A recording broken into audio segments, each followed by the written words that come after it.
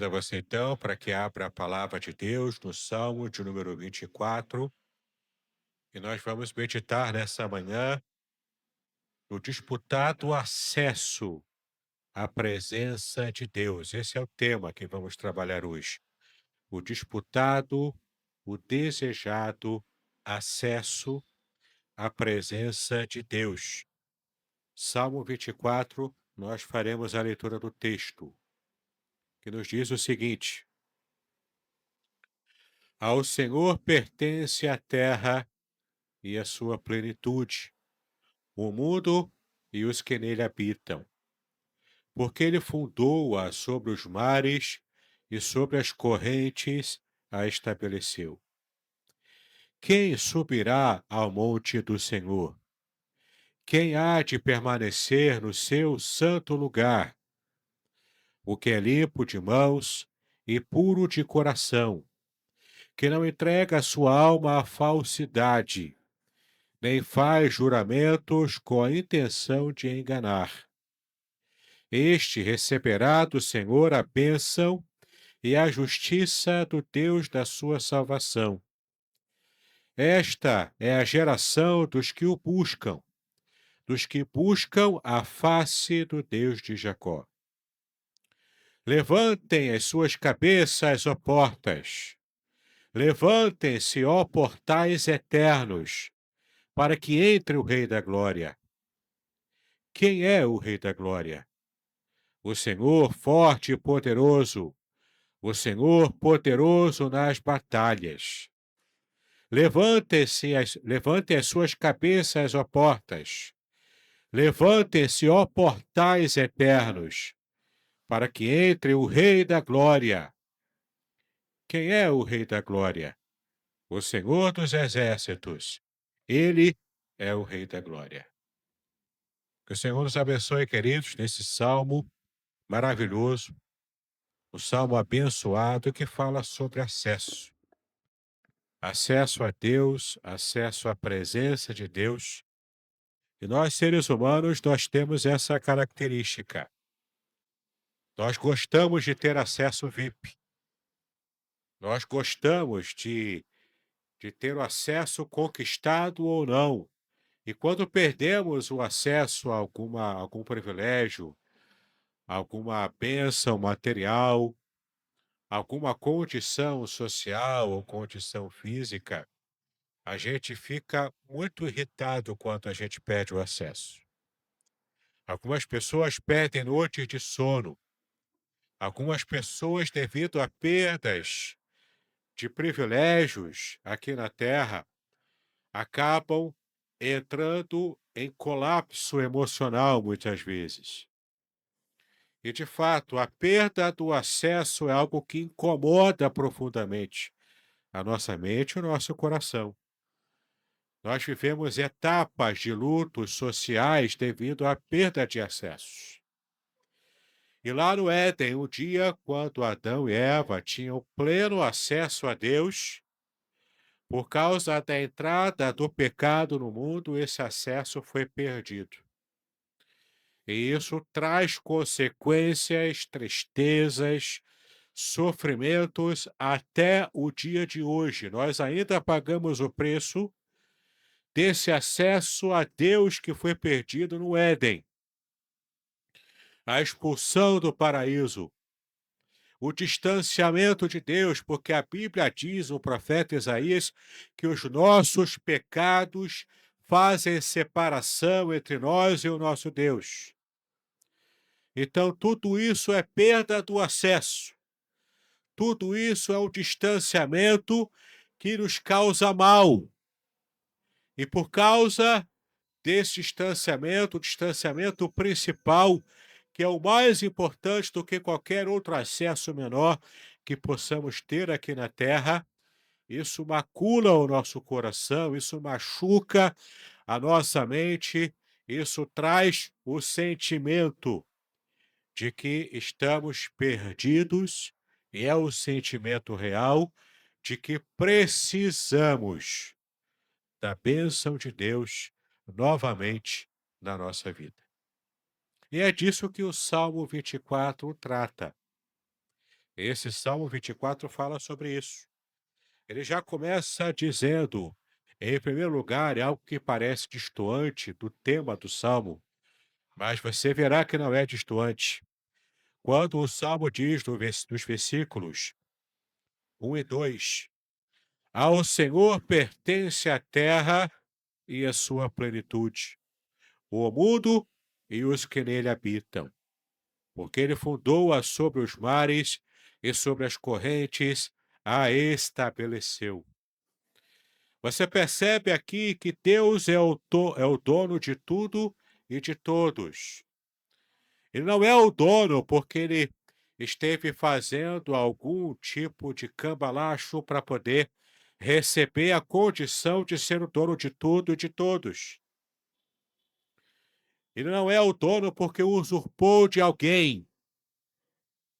Ele não é o dono porque está usando de métodos que são questionáveis para poder encontrar-se na condição de ser o dono de todo o universo, de todo o mundo criado e também de todas as pessoas da Terra, incluindo as pessoas que o rejeitam, incluindo as pessoas que entram naquele modo de incredulidade tão grande que sequer reconhecem a atuação e a existência de Deus. Deus é o dono, inclusive, dessas pessoas, dos ateus. Deus é o dono, inclusive, daqueles povos pagãos que adoravam a deuses falsos, que faziam tudo aquilo que o Deus, o único Deus verdadeiro, abomina. Ele ainda assim é o dono dessas pessoas também. E o texto do Salmo diz o porquê. Ele é o Criador de toda a terra, foi ele que fundou os fundamentos da terra sobre as águas. Ele é o Criador. Ele colocou a mão na massa, ele fez. Ele planejou primeiro, depois ele executou. Com todo o amor do seu coração, produzindo um planeta totalmente adaptado para nossa existência, para nossa vida aqui na Terra. Então ele criou o universo, ele criou a Terra, ele participou junto com Cristo Jesus, eles trabalharam para fazer com que a Terra fosse produzida e fosse aprazível para nossa existência, porque desde o começo Deus planejou tudo, preparou tudo, produziu tudo, visando colocar o ser humano aqui na Terra como a expressão da sua imagem e da sua semelhança. Então toda a Terra pertence a Deus, porque Ele criou. Todos os seres humanos pertencem a Deus, porque Deus formou o ser humano à sua imagem e à sua semelhança. Tudo pertence ao Senhor.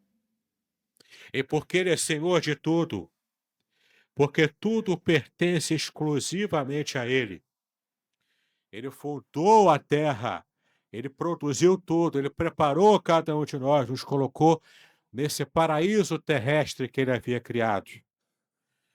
Então, o seu acesso a Deus, você que deseja ter acesso ao Senhor, ele já começa por esse reconhecimento. Nós precisamos todos reconhecer que Deus é Senhor, digno de tudo que Ele criou e de todas as pessoas, inclusive nós. Todos pertencemos ao Senhor. Todos servimos ao Senhor de uma forma ou de outra. Mesmo aquele que rejeita o Senhor, no final de tudo, vai glorificar a Deus de alguma forma. Seja por estar servindo diretamente ao Senhor, ou mesmo glorificando a Deus no contexto de juízo, mostrando o quanto Deus é o justo juiz. No final de sua vida, no final de sua existência. Graças a Deus que muitos de nós escolhemos servir a Deus e glorificá-lo não apenas no seu juízo, no final, mas glorificá-lo como Senhor da nossa vida pessoal. E então estaremos escapando em Cristo Jesus desse juízo final. E eu prefiro a glorificar a Deus servindo durante toda a minha vida. De alguma forma, todo ser humano vai glorificar ao Deus que o criou. E graças a Deus podemos servi-lo e adorá-lo, portanto, glorificá-lo e não sendo alvos do juízo final de Deus sobre a nossa vida.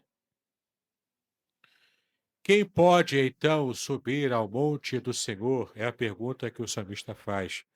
E o salmista aqui é o rei Davi. Quem pode subir ao monte do Senhor? Ele faz a pergunta, é claro que a pergunta é poética, é retórica. Ele sabe a resposta, ele mesmo dá a resposta à pergunta retórica que ele fez. E nessa resposta que Davi traz a essa pergunta, é a pergunta mais importante do Salmo, é a pergunta mais importante da nossa vida: como podemos ter acesso ao Deus Todo-Poderoso que criou tudo e cada um de nós, a quem nós pertencemos, e como eu consigo resgatar o acesso que um dia a humanidade teve, mas que agora foi perdida? Como que eu posso resgatar esse acesso perdido a Deus? E o próprio salmista diz, do versículo 3 ao versículo 6, nessa pergunta central: quem subirá ao monte do Senhor? O monte aqui se refere ao monte de Jerusalém, o monte Sião, ali onde está o templo, ali onde está a presença do Senhor. No imaginário de Israel, era onde emanava a presença do Senhor, daquele lugar específico, o Monte Sião, onde foi construído o Templo de Salomão, depois reconstruído o Templo de Herodes. E esse monte, ele ainda é referência até hoje, porque é ali que se encontra, nesse momento, a cúpula dourada. Quando você olha os cartões postais de Israel, todas as imagens de Jerusalém, é impossível você não perceber a cúpula dourada, que é um monumento muçulmano, não é uma mesquita, mas é um monumento muçulmano que está ali, com aquela cúpula especial, brilhando no sol escaldante da Palestina. Naquele lugar exato, é o Monte Sião. E é esse monte que o texto se refere. Quem subirá ao monte? Quem terá direito a ter acesso à presença de Deus? Quem é digno de estar ali adorando a Deus no santuário? Quem é digno de estar servindo a Deus de modo agradável ao seu coração? Entenda, não é de modo agradável ao nosso coração, porque às vezes a gente confunde as coisas e, não, eu acho que o culto hoje foi bênção, porque cantou somente os salmos e hinos, não cantou nada diferente disso. Não, eu acho que o culto hoje foi uma bênção, porque foi o contrário do que você falou. Agora eu posso pular, eu posso gritar, eu posso subir nas paredes, receber a unção do Homem-Aranha, enfim, o culto foi uma bênção. A gente erra quando acha que o culto é uma bênção, quando ele segue os critérios do que a gente pensa.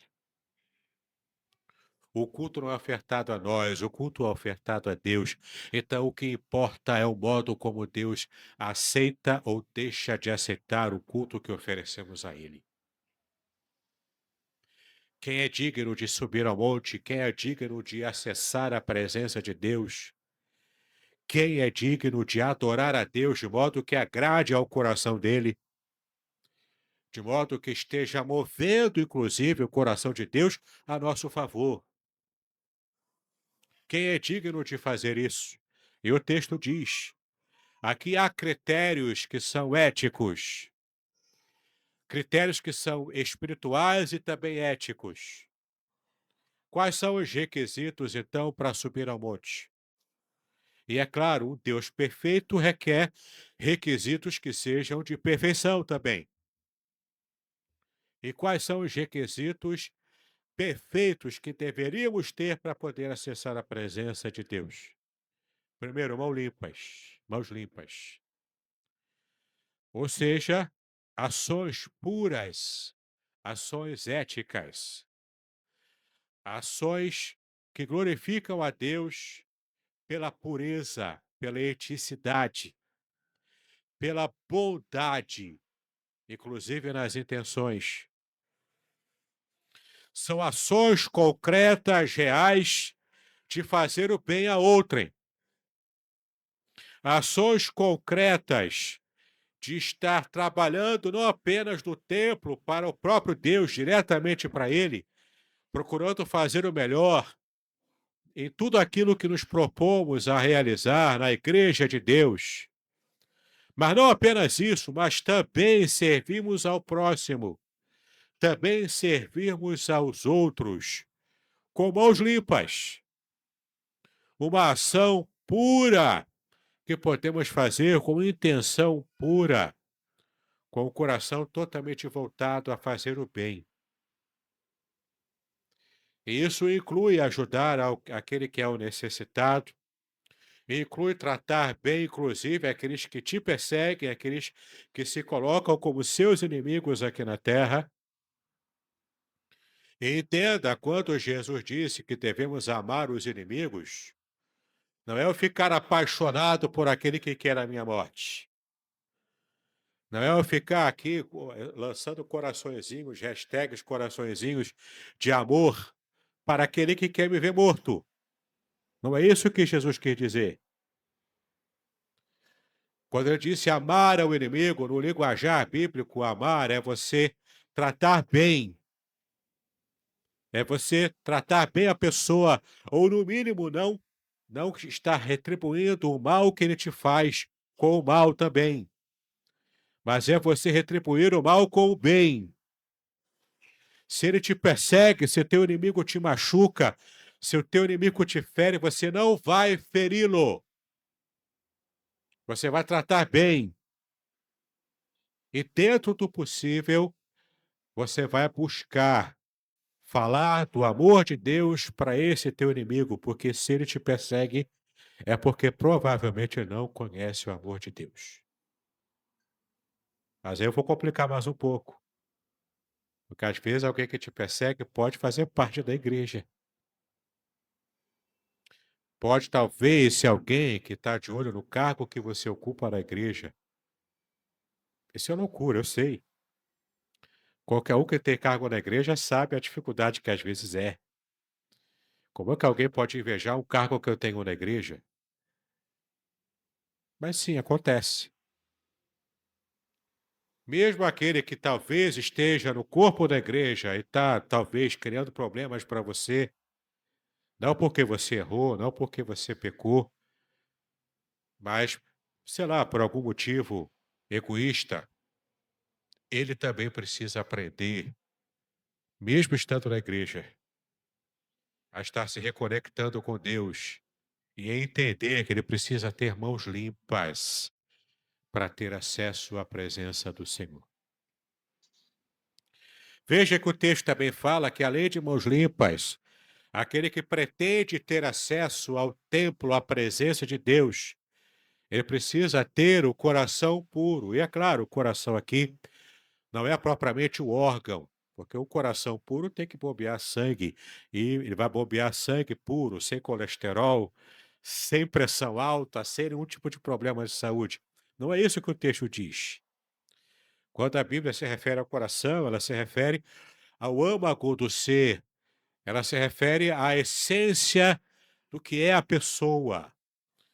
Ela se refere aos afetos dessa pessoa, ela se refere ao modo como essa pessoa conduz a sua vida. Ela se refere ao modo como a pessoa pensa e enxerga o mundo. Então, a enxergar o mundo com o coração puro é enxergar o mundo com pureza na alma.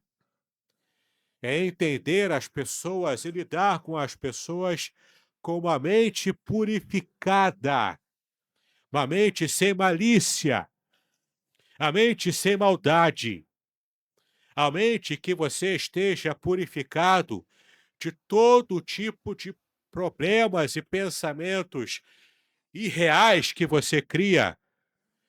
E quando você se veste para vir à igreja, você pensa: não, agora eu estou na igreja, ali eu faço cara de santo, ali ninguém precisa saber como que eu lido com todo mundo durante o meu dia a dia. Porque na igreja eu tenho cara de santo. Na igreja eu posso enganar as pessoas. E todo mundo achar que eu sou o santarrão, que eu sou o oráculo dos mistérios espirituais. Uma palavra minha e as pessoas se entregam ao Senhor. Uma palavra minha e as pessoas são consoladas. Um toque da minha mão e as pessoas recebem o poder do Espírito. Mas Deus sabe se o meu coração é enganoso. Deus sabe se as minhas intenções são puras ou impuras. Ou se é somente um teatro que eu faço para enganar as pessoas, para enganar os meus irmãos. Às vezes até tentando enganar a mim mesmo. Sim, o ser humano consegue enganar-se a si mesmo. Se você perguntar e for estudar, Freud explica o porquê.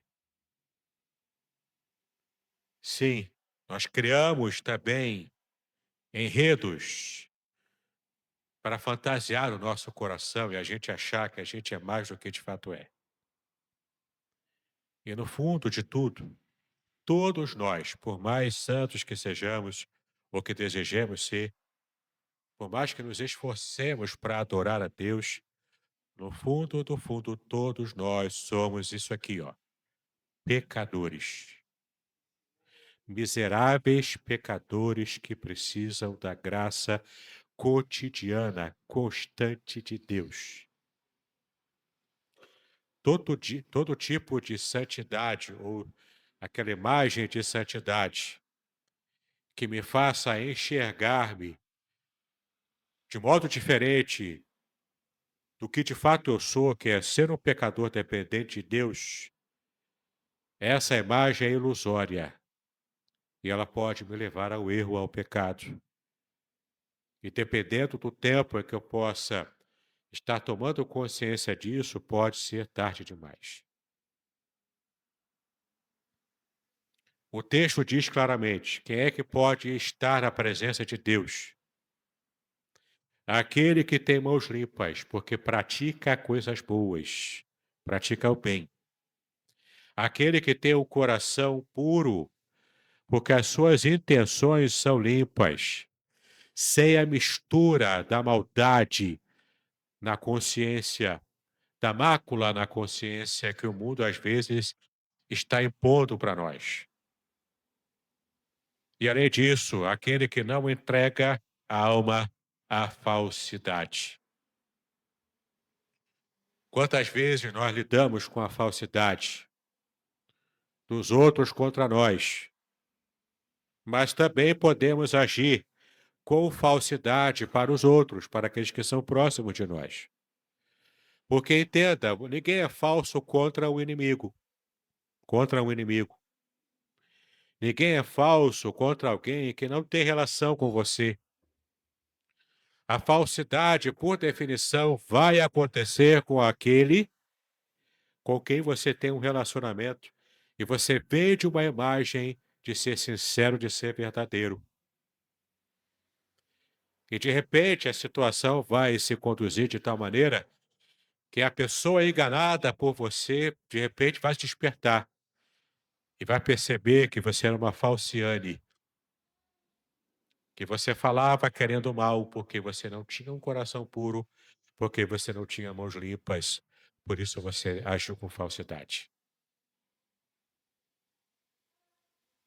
Então, se quero agradar a Deus, o modo como eu lido no dia a dia com o meu irmão também é um fator determinante. Mãos limpas, com ações puras.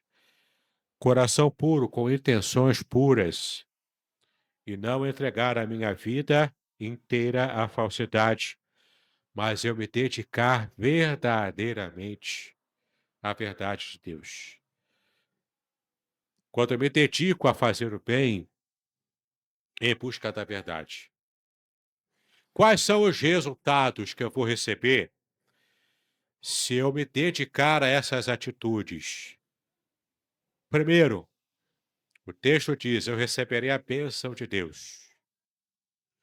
A bênção de Deus que não empobrece, que apenas enriquece. A bênção de Deus que me faz andar em paz, em tranquilidade, que me faz dormir o sono dos justos sem precisar tomar remédio, que me faz passar os dias com a consciência tranquila de que, na verdade, eu estou fazendo a minha parte para poder contribuir e glorificar a Deus no seu reino.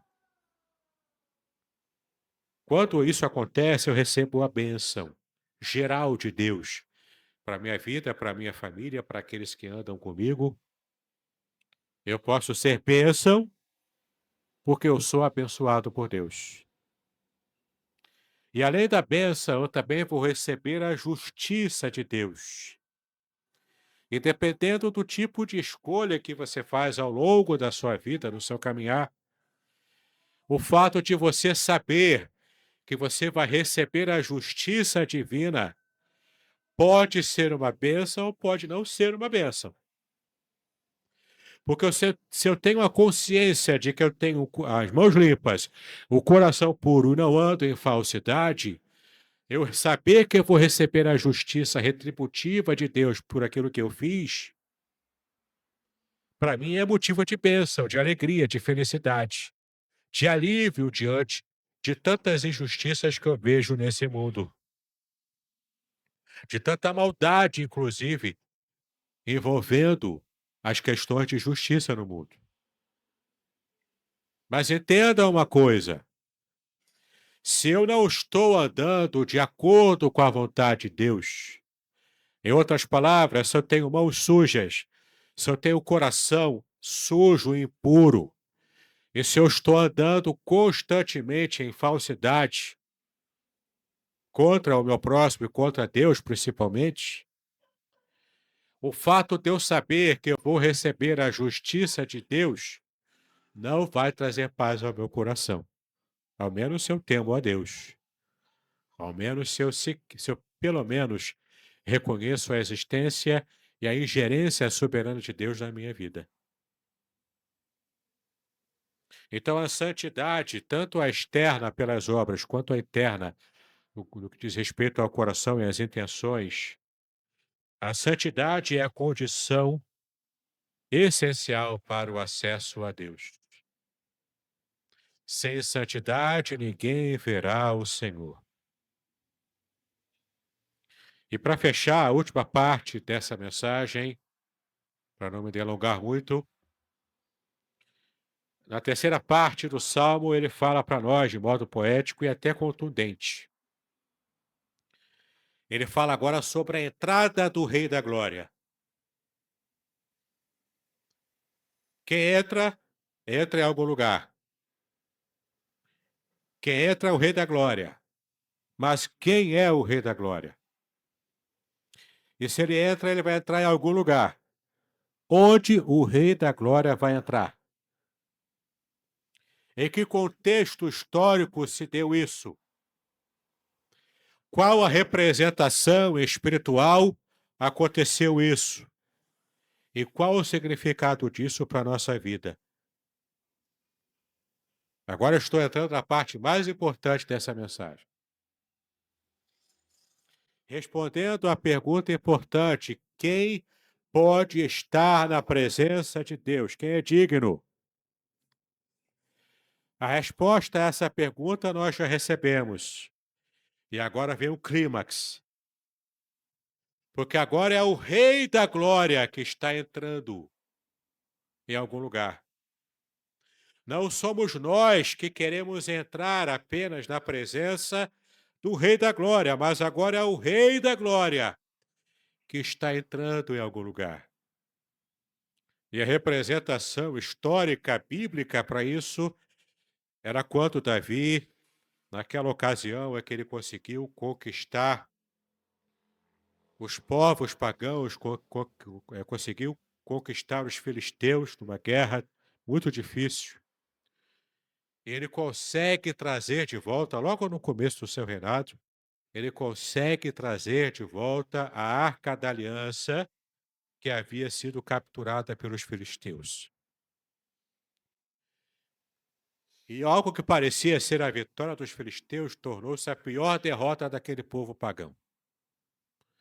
Porque capturar a Arca da Aliança, que representava a presença completa de Deus no lugar onde ela estava, era uma representação espiritual, trouxe maldição para aquele povo pagão.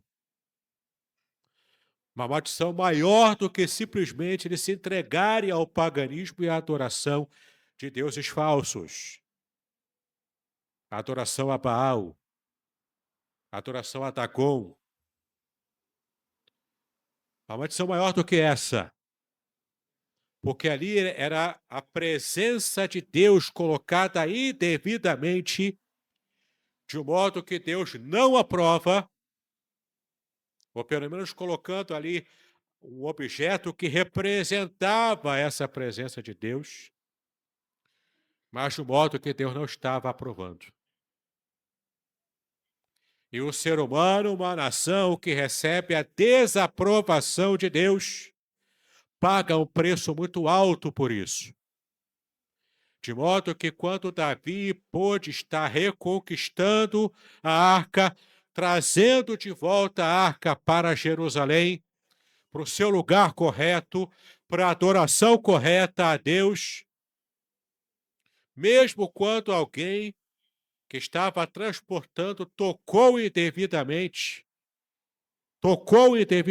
naquela arca, a ação de Deus foi imediata, porque o toque indevido também era algo que era muito sério, e Deus leva isso a sério.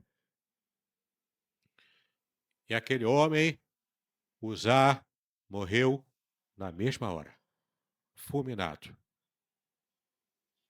porque tocou indevidamente no objeto que representava a presença de Deus.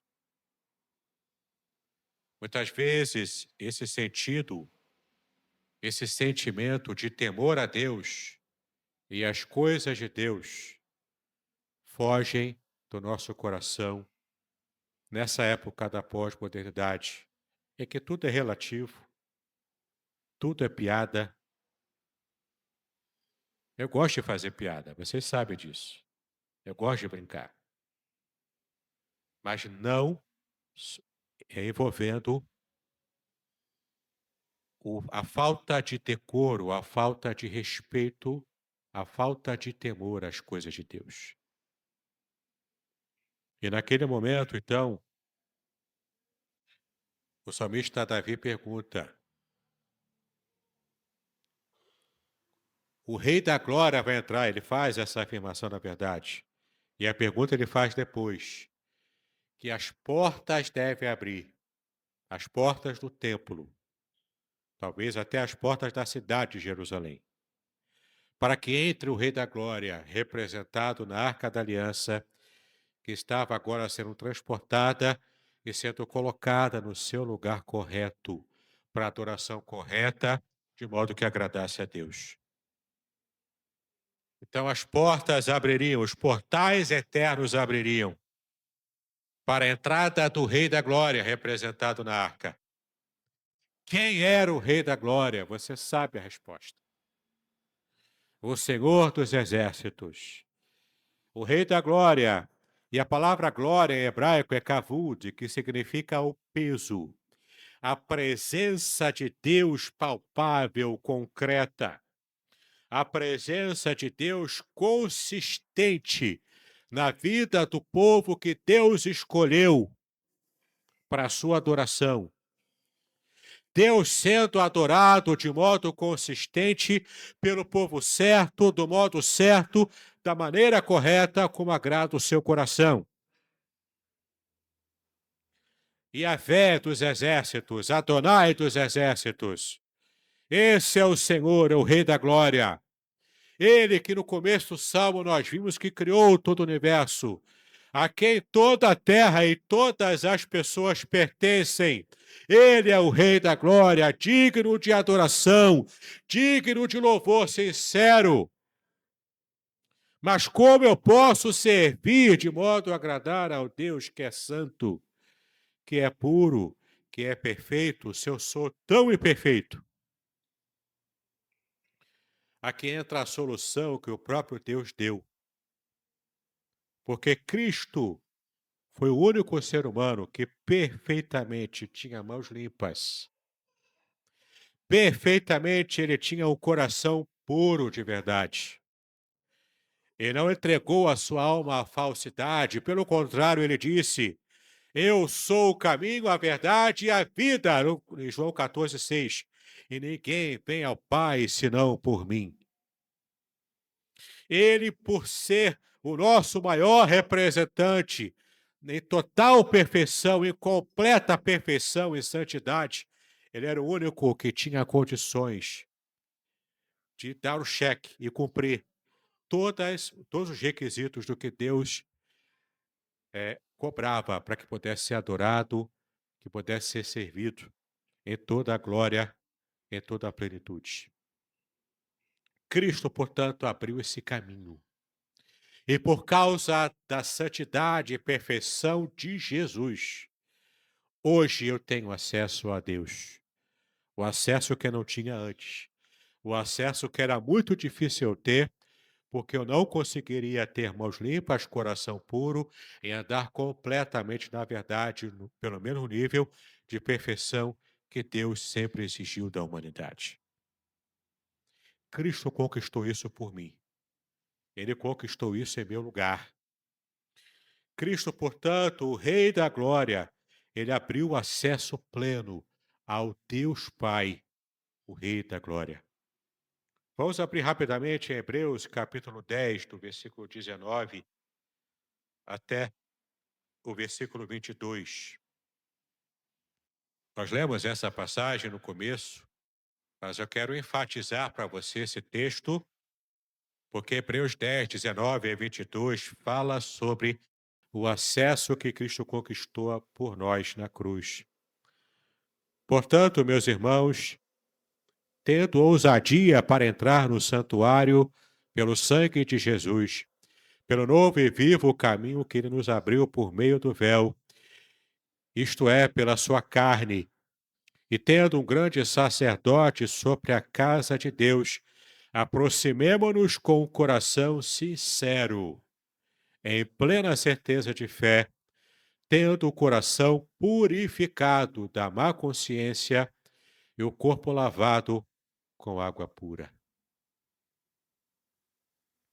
Os requisitos de Deus para que ele seja adorado no nível de perfeição, Cristo conquistou e disponibilizou a cada um de nós. Perceba que aqui em Hebreus, todos os verbos estão na voz passiva. Nós recebemos. E por que recebemos de Cristo? Porque sozinhos não tínhamos condições de fato, servir e adorar a Deus no modo perfeito como Ele exige. Sede santos, como eu sou santo. O critério de santidade é o critério divino, é o critério da perfeição. Nessa manhã, eu quero conclamar você, então, para perceber que só podemos entrar na presença do Rei da Glória, porque o Senhor Jesus abriu o acesso a nós. Ele é que nos dá esse acesso, como a porta das ovelhas, que deixa as ovelhas entrarem e as ovelhas realmente serem protegidas pelo Senhor. Então, meu irmão, minha irmã, nessa manhã, reconheça: Deus é o soberano, o Rei da Glória sobre toda a terra. Purifique-se, tenha santidade na presença do Senhor e confie. Jesus já abriu acesso à presença de Deus e por ele nós podemos ser tornados novamente amigos de Deus pelas glórias do Senhor, pela obra do Senhor Jesus na cruz do Calvário em nosso favor. Que Deus nos abençoe, que Deus nos dê gratidão por essa graça maravilhosa do Senhor na vida de cada um de nós.